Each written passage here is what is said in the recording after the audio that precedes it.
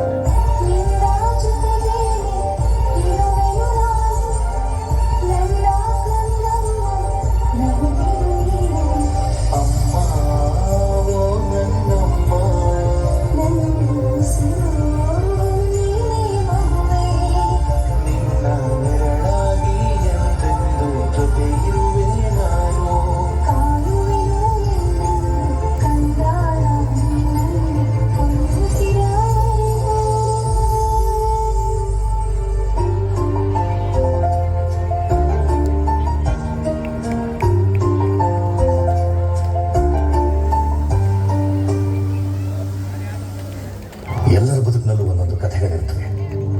ಮನೆಯ ಗೋಡೆ ಮೇಲೆ ನೇತಿದ್ದ ಚಿತ್ರ, ಮುಖದ ಮೇಲೆ ತರಚಿದ ಗಾಯ, ಹಸಿವಾಗುತ್ತೆ ಅಂತ ಹೇಳೋಕ್ಕೂ ಮುಂಚೆ ಮಾಡಿದ ತಿಂಡಿ, ಚಳಿ ಜ್ವರ ಬಂದಾಗ ನಿನ್ನ ಅಪ್ಪುಗೆ ಕೊಟ್ಟ ಶಾಖ, ಸ್ಕೂಲಲ್ಲಿ ಸ್ಟೇಜ್ ಮೇಲೆ ಪಾತ್ರ ಮಾಡುವಾಗ ನಿನ್ನ ಕಣ್ಣಲ್ಲಿ ಕಂಡ ಹೆಮ್ಮೆ, ಕಾಲೇಜ್ ಹೊಚ್ಚಕ್ಕೆ ನೀನು ಪಟ್ಟ ಪಾಡು, ಕೆಲಸ ಸಿಗದೆ ಮನೇಲಿ ಸೋತ್ ಕೂತಾಗ ನೀನು ಆಡಿದ ಧೈರ್ಯದ ಮಾತುಗಳು, ಈ ಪ್ರಪಂಚದಿಂದ ನಮ್ಮನ್ನು ಕಾಪಾಡೋಕೆ ನಿನ್ನ ಹೋರಾಟ,